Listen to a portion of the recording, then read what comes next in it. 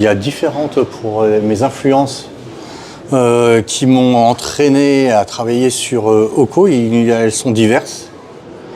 Il y a déjà par le jeu de rôle, un jeu qui s'appelait Bushido et un deuxième qui s'appelait La Légende des 5 Anneaux. Et je suis grand amateur de jeux de rôle. Donc ça a eu forcément une incidence. Le travail de Miyazaki aussi, toute l'influence du manga qui arrivait. Et les films de Kurosawa, La Pierre et le Sabre, Le Traité des 5 Roues, enfin toutes ces œuvres-là m'ont forcément inspiré. Et il y a d'autres, je ne pourrais pas toutes les citer, elles sont, voilà. Et donc l'envie de faire en 2004, de refaire de la bande dessinée, parce que j'avais commencé à faire de la bande dessinée sous mon vrai nom, a été tellement forte que j'ai plaqué un label artistique que j'avais monté avec mes meilleurs amis. Il s'appelait Okidoki, on était sur Paris, et j'ai proposé en un mois, comme une fulgurance, le projet qui allait devenir Oko, aux éditions Delcourt, et on s'est tout de suite très très bien entendu, et c'était François Capuron, le directeur de collection à l'époque. Il m'a posé des questions très pertinentes, et je sentais que ça allait sans doute, on allait aller dans le même sens. Et donc on a très vite signé un contrat, après que je lui ai montré la première planche, qui allait être la planche du premier album, du cycle de l'eau de Oko. Alors pour la documentation, c'est vrai que je pars jamais de rien. Au début, j'essaye d'amasser un maximum d'informations. Et forcément, dans toutes ces informations, il y en a certaines qu'on va laisser sur le côté et d'autres qui vont vraiment nous impacter au niveau de la créativité. Ça va nous stimuler. Mais à la suite de ça, un moment, notamment sur Oko, qui était quand même avant tout un Japon fantasmé, puisque c'est un Japon fantastique. D'ailleurs, je lui ai donné, pour avoir créé un décalage, le nom de l'Empire du Pajan, pour mettre une certaine distance avec la véracité, avec la vraie histoire, avec un grand H, parce que je me sentais absolument pas les épaules, à l'époque en tout cas, et même encore maintenant, pour aborder une civilisation aussi subtile. Voilà. Mais mon propos, c'était de raconter une histoire qui puisse... C'était une invitation au voyage quelque part. Donc je voulais qu'elle soit suffisamment crédible, bien sûr. Mais après, lorsque je rencontre des puristes, vraiment des spécialistes de la culture nippone, ils peuvent m'épingler à plein d'endroits, notamment sur les châteaux où parfois les tuiles ne correspondent pas au château en question, etc. Donc je n'ai pas du tout la prétention d'être un grand spécialiste, mais j'essaye de faire quand même un tant soit peu illusion, voilà.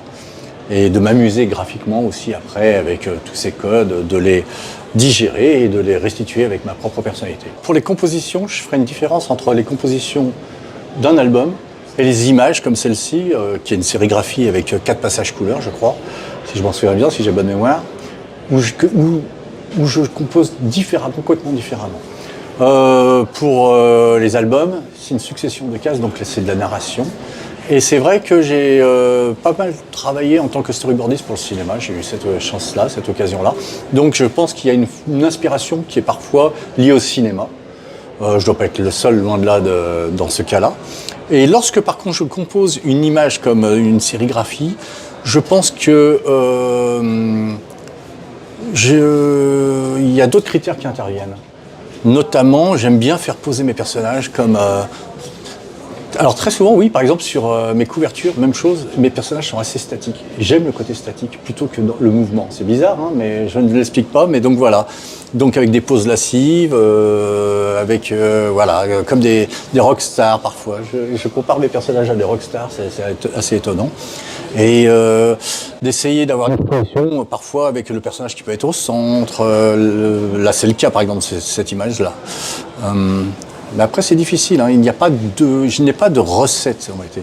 Je cherche parfois avec des croquis pendant un certain temps, juste au moment d'être satisfait et de me dire que je vais me faire plaisir sur une image iconographique. Pour passer de Oko, qui était vraiment ancré dans un Japon médiéval, sur Aslak, la deuxième série que j'allais co-scénariser avec Fred Wettens, le fait que l'on soit parti du côté des Vikings est un petit peu un accident. À savoir, j'avais un début de concept d'histoire sur un chef de tribu à qui le conteur raconte tout le temps les mêmes histoires et à un moment il se lasse et il veut de nouvelles histoires et il va envoyer 2 frères chercher les meilleures histoires en décidant que celui qui reviendrait avec la meilleure histoire deviendrait le conteur et l'autre serait décapité ainsi que toute sa famille. Globalement, je fais rapide, mais c'est un peu ça l'idée. Et ce Drakkar Road Movies, je voulais un autre ton par contre, dans le sens où on voulait que ça soit plus burlesque. Tous les deux équipages, c'est plutôt des bras cassés. Le seul individu qui se comporte de façon un peu mature, c'est le plus jeune. Les autres sont des piètres personnages, mais voilà. Donc c'était une belle récréation, un exercice de style encore différent, parce que là c'était co-scénarisé pour Emmanuel Michalak au dessin, mon ami et comparse avec qui je travaille souvent. Et donc, me mettre au service de ses pinceaux et de ses crayons, c'était vraiment une récréation très très agréable. Là, la documentation, c'était beaucoup plus Emmanuel Michalak qui l'a cherché pour les costumes, etc. Nous, au niveau du travail de scénariste, déjà, on voulait avoir une grande liberté, parce que le ton était plus léger, mais quand même, culturellement, il a fallu s'approprier un petit peu quelques spécificités de la culture viking, et notamment tout le Panthéon. Donc ça, c'était aussi assez passionnant à faire. Voilà. Mais là, on était deux, donc c'était plus facile. On s'est réparti aussi les recherches. C'était très intéressant.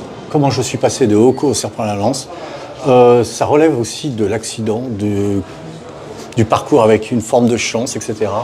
J'avais été... ma mère m'avait mis dans les mains, à l'âge de 17 ans à peu près, le livre de Jennings qui s'appelait Azteca, qui est un livre qui m'avait profondément marqué. Et il se trouve que à la fin de ma série Oko, qui est en 10 albums, les éditions Delcourt voulaient que je continue l'aventure. Mais je ne le sentais pas tellement parce que je l'avais vraiment créé en 10 albums. Et très rapidement, j'ai commencé à noter quelques idées pour la suite, éventuellement, l'hypothétique suite du Oko.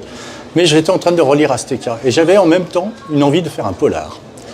Et donc, en relisant, je me suis délecté ce livre qui est magnifique, qui est d'une richesse incroyable. Et j'adorais les civilisations précolombiennes. Et je pense que les deux idées, le polar et la civilisation aztèque, se sont télescopées, se sont percutées. Elles n'avaient aucune raison en principe c'est un peu comme l'huile et l'eau, elles n'avaient aucune raison de se matcher, de marcher ensemble. Mais je me suis dit justement que ça pouvait donner quelque chose d'assez original. Et donc j'ai commencé à développer cette petite idée qui a germé et qui a cannibalisé ce qui en principe devait être la suite de Oko. Et c'est devenu pour moi une évidence. Et comme je ne voulais pas non plus être l'auteur d'une seule série, entre guillemets, j'ai voulu tenter cette nouvelle aventure graphique et historique qui était ambitieuse, qui sera constituée à peu près de 700 planches, de 5 albums, très grosse pagination, un polar. Donc je suis parti au Japon pour l'écrire, bizarrement, aussi paradoxalement que cela puisse paraître. J'ai écrit d'un bloc parce que je voulais être certain que le final, pour un thriller, c'est quelque chose de très très fondamentalement important et je pense toujours à mes fins. Mais là, pour moi, à mes yeux, ça avait encore plus d'importance. Et donc j'ai tout écrit vraiment d'un bloc. J'ai pris aussi encore des sources d'informations, etc.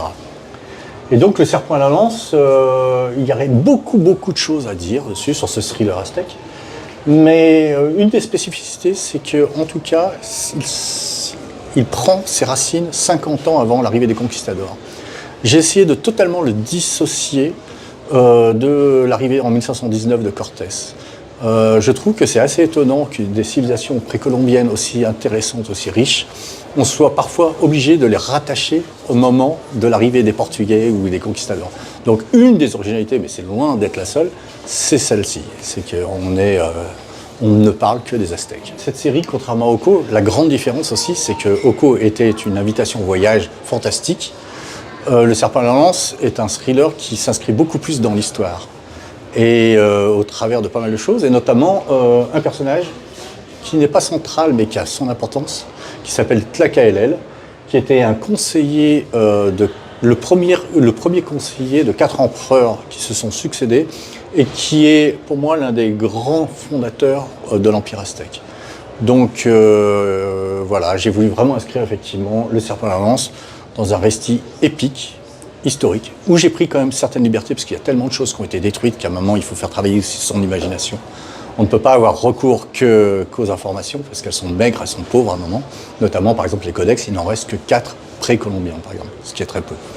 C'est un peu triste. Alors c'est vrai que dans le Serpent à la Lance, il y a 3 périodes très distinctes.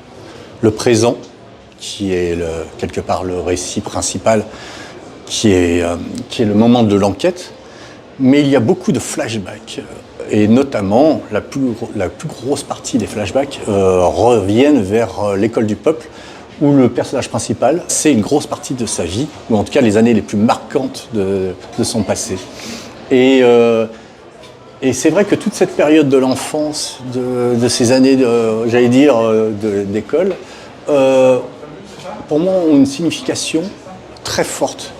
Je voulais qu'on puisse faire des parallélismes aussi, un parallélisme avec notre propre expérience qu'on a pu avoir. Je voulais une certaine forme de modernité, même si c'est ancré effectivement dans une période, qu'on puisse vraiment sentir qu'elle soit vivante, voilà, avec fait de plein d'anecdotes, de bêtises, de choses comme ça. Je voulais de toute façon que le Serpent à la Lance, globalement, soit un récit où bien sûr il y a l'enquête, mais qu'on puisse aussi s'identifier à la vie et au quotidien que les Aztèques pouvaient vivre, à toute cette culture-là. Donc je voulais vraiment un récit chaleureux à ce niveau-là. Froid au niveau de l'enquête, mais chaleureux au niveau de l'existence de tous mes personnages, pour qui j'ai beaucoup d'affection. Pour la construction de mes planches, je passe par un storyboard très élaboré, où j'essaie de me poser un maximum de questions. En plus, je suis aidé par Emmanuel Michalak, qui va venir... qui me donnait, sur les 3 premiers albums, beaucoup de son temps quand même, une vingtaine, pour justement remodifier certaines choses. Et alors il y a des choses qui me semblent parfois évidentes et d'autres beaucoup plus instinctives, où j'essaye plusieurs cadrages, et à un moment, j'ai l'impression que je suis arrivé à quelque chose qui me semble satisfaisant au niveau narratif et au niveau aussi au niveau du dessin, que je vais m'amuser. Je dis toujours par contre que le dessin doit être au service de l'histoire et non l'inverse. C'est-à-dire que dessiner pour dessiner ne m'intéresse pas du tout. Le dessin, c'est l'écrin quelque part, hein, comme je le dis, je crois quelque part justement dans cette magnifique exposition. Et le plus important, c'est pas une belle planche, c'est qu'elle raconte quelque chose, qu'il s'en dégage quelque chose. Alors là, après, on rentre dans la magie quelque part. J'aurais du mal à dire pourquoi une planche est plus intéressante qu'une autre. Ça, c'est déjà subjectif et c'est très compliqué, quoi. Je n'ai absolument pas la recette ultime de ce que fait ce qu'est une bonne planche et d'une mauvaise planche, quoi. Et ça m'arrive aussi très souvent de m'en rater, d'avoir affaire à des repentis, etc., etc. Voilà. Et en plus, une petite anecdote, c'est que une fois que mon storyboard est fait, je dessine je storyboard toute l'histoire en même temps, mais ensuite, je dessine toutes mes planches en même temps. Donc j'en finis aucune pendant longtemps. Donc ça fait appel à un storyboard qui doit être suffisamment poussé pour me permettre cette excentricité, allais-je dire.